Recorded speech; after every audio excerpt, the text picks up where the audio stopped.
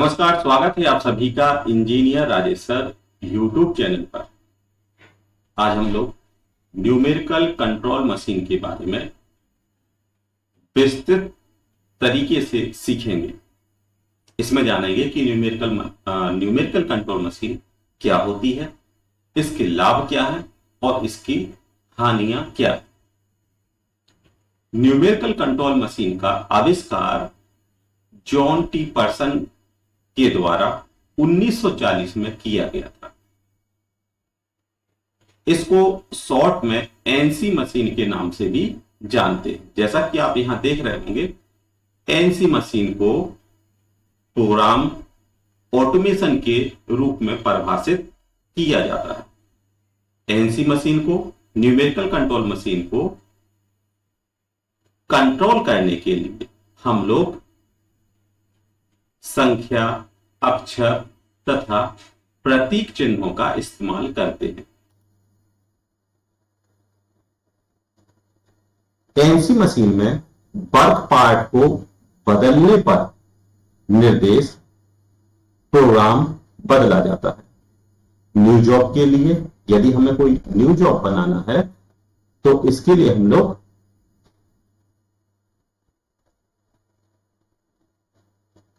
Programme बदलने की क्षमता भी रखते हैं। एनसी मशीन एक फ्लेक्सिबल मशीन होती है। इस मशीन में हम लोग जरूरत के हिसाब से विभिन्न प्रकार के कार्य कर सकते हैं।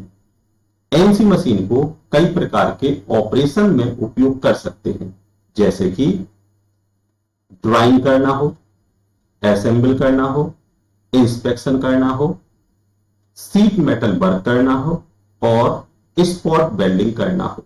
वहां पर हम लोग एनसी मशीन का इस्तेमाल करते हैं। जैसा कि आप यहां देख रहे होंगे कि ये प्रोग्राम है जो कि एक प्रकार का सॉफ्टवेयर है।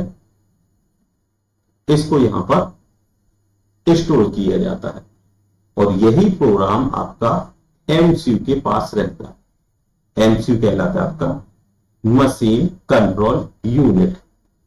जरूरत के हिसाब से यह मशीन को कंट्रोल करता है।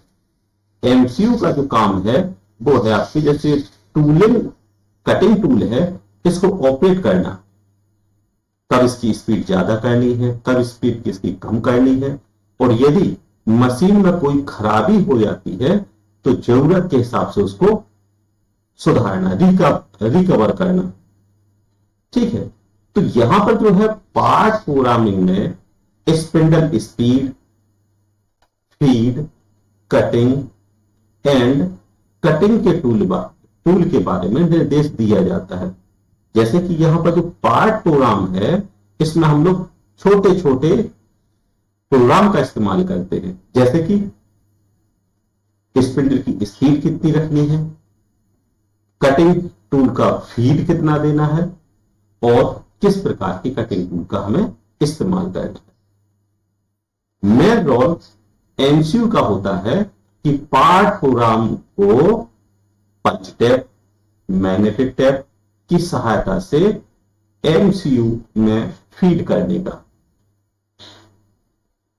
एमसीयू का कार्य होता है फ्लॉपी डिस्क से प्रोग्राम को पढ़कर दिए गए निर्देश को मशीन भाग में बदलना तथा मशीन को उसकी भाषा में ऑपरेशन करने का निर्देश देना।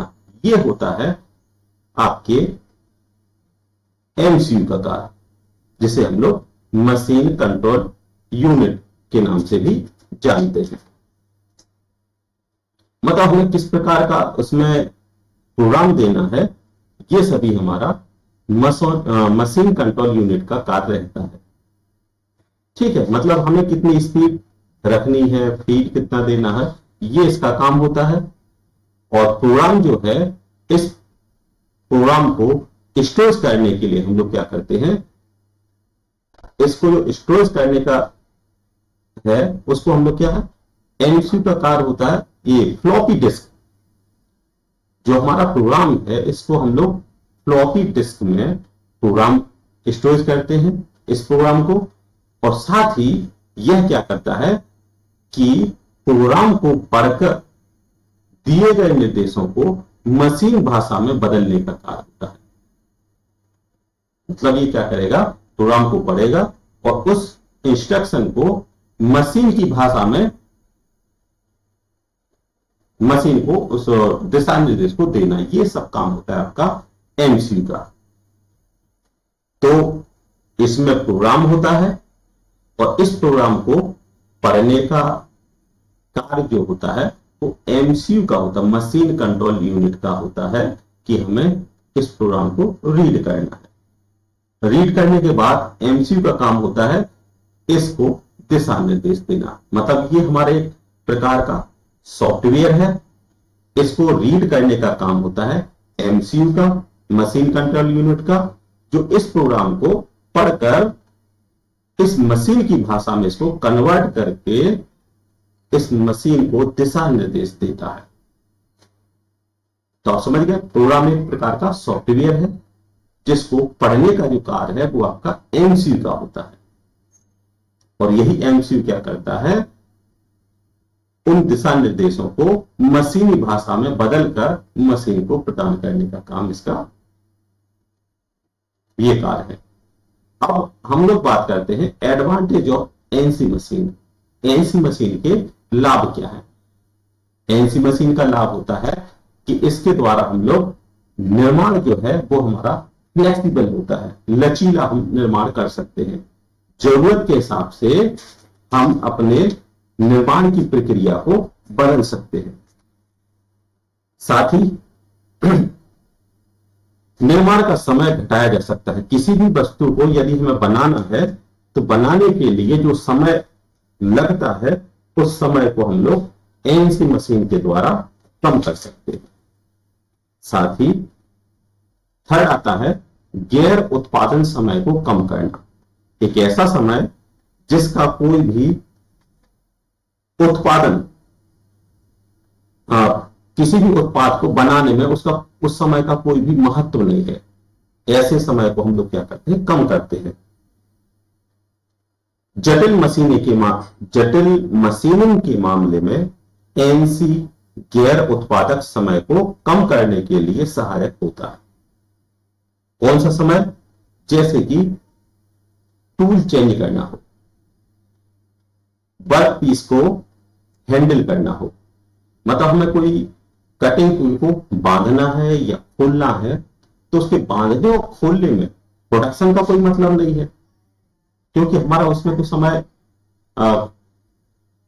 कंज्यूम हो रहा है परंतु हमारा उत्पादन नहीं हो रहा है। तो ऐसे समय को हम लोग क्या करते हैं, इस एनसी प्रोग्रामिंग के द्वारा हटा सकते हैं। साथ ही इन्वेंट्री को कम करना। इन्वेंट्री यह कम सेटअप, कम लीड समय का एक अच्छा परिणाम होता है तथा ऑपरेटर को अधिक सुरक्षा प्रदान करता है। साथ ही स्क्रैप कम करना। स्क्रैप का मतलब कटिंग हमें कम से कम करनी पड़े, क्योंकि यदि ज्यादा कटिंग होगी तो हमारा जो मटेरियल है उसकी बर्बादी होगी। एनसी मशीन की उच्च सटीकता स्क्रैप सामग्री को कम करने में सहायक होती है। साथ ही गुणवत्ता में सुधार। गुणवत्ता में सुधार कैसे होंगे? मानवीय गलतियों, जैसे कि जितनी भी मानवीय गलतियां होती, जो ह्यूमन के द्वारा गलतियां होती हैं, इन सब गलतियों को कम किया जा सकता है। यह उच्च सटीकता के साथ पार्ट का उत्पादन करते हैं तथा यह निरीक्षण के लिए मानव घंटों को भी कम करते हैं। यदि इसके डिसएडवांटेज की बात करें तो इसके डिसएडवांटेज ये है कि इस एनसी मशीन को ऑपरेट करने के लिए एक कुशल कारीगर की आवश्यकता होती है। मतलब यदि एनसी मशीन हमें ऑपरेट करनी है तो उसको ऑपरेट करने वाला एक ट्रेंड एम्प्लॉय होगा। साथ ही सेकंड आता है आपका उच्च रखरखाव होता है। एनसी मशीन की देखभाल हमें, जो इसकी जो रखरखाव है, ये काफी महंगा साबित होता है। कौन सी मशीनों के? पारंपरिक मशीनों की तुलना में। जैसे आपने देखा होगा जो एनसी मशीन होती है उनको प्रॉपर कूलिंग की आवश्यकता होती है। प्रॉपर कूलिंग के लिए हम लोग एसी सिस्टम का इस्तेमाल करते हैं, ठीक है। तो ये थोड़ा रख रखाव इसका है कि हमें एक प्रॉपर एनवायरमेंट चाहिए। लेकिन यदि पारंपरिक मशीनों की बात करें तो पारंपरिक मशीनों को थोड़ी सी नॉलेज रखने वाला भी उनको ऑपरेट कर सकता है, और साथ ही उन्हें एक ठंडे वातावरण की आवश्यकता नहीं होती है। इसलिए कहा जाता है कि एनसी मशीनों का जो रख रखाव है वो काफी महंगा साबित होता है। सेकंड, कुशल ऑपरेटर। और थर्ड आता है कि एनसी मशीन में हम इच्छा अनुसार गति नहीं दे सकते हैं। जो गति पहले से निर्धारित होगी उसी निर्धारित गति पर ही हम एनसी मशीन को ऑपरेट कर सकते हैं। तो ये सभी डिसएडवांटेज एडवांटेज हो जाते हैं एनसी मशीन के। तो आशा करते हैं आप समझ गए होंगे कि एनसी मशीन एक नंबर से ऑपरेट होने वाली मशीन है जिसका आविष्कार 1940 में किया गया था। इसको यदि हम ऑपरेट करते हैं तो नंबर्स के माध्यम से ऑपरेट करते हैं। इसके लाभ और हानियां आप सरल और आसान भाषा में समझ गए होंगे कि इसके क्या फायदे हैं और क्या नुकसान है। एनसी मशीन विभिन्न प्रकार की होती है, जैसे कि आपने देखा होगा NC milling machine, NC laser drilling machine, NC tube bending machine. ये आपकी यहां पर NC machine applications, NC milling machine, NC tube bending machine, NC wire cut machine, NC lathe machine, NC bending machine, NC boring machine, numerical ultrasonic testing machine, numerical control punch machine. ये विभिन्न प्रकार की मशीनें हैं जो आपकी NC part programming पर कार्य करती है। तो आप कह सकते हैं कि एनसी मशीन विभिन्न प्रकार की होती है। मिलिंग मशीन भी आपकी एनसी मशीन हो सकती है, पेपर कटिंग करने वाली मशीन भी हमारी एनसी हो सकती है, पंच मशीन भी हमारी एनसी मशीन हो सकती है। तो काफी महत्वपूर्ण टॉपिक है एनसी मशीन से संबंधित कि एनसी मशीन क्या है और एनसी मशीन के क्या लाभ होते हैं। तो आशा करते हैं कि आपको वीडियो अच्छी लगी होगी। वीडियो को लाइक कीजिएगा और साथ ही दोस्तों के साथ वीडियो को शेयर कीजिएगा। मिलेंगे नेक्स्ट टॉपिक पर, वो होगा आपका सीएनसी मशीन। तब तक के लिए धन्यवाद।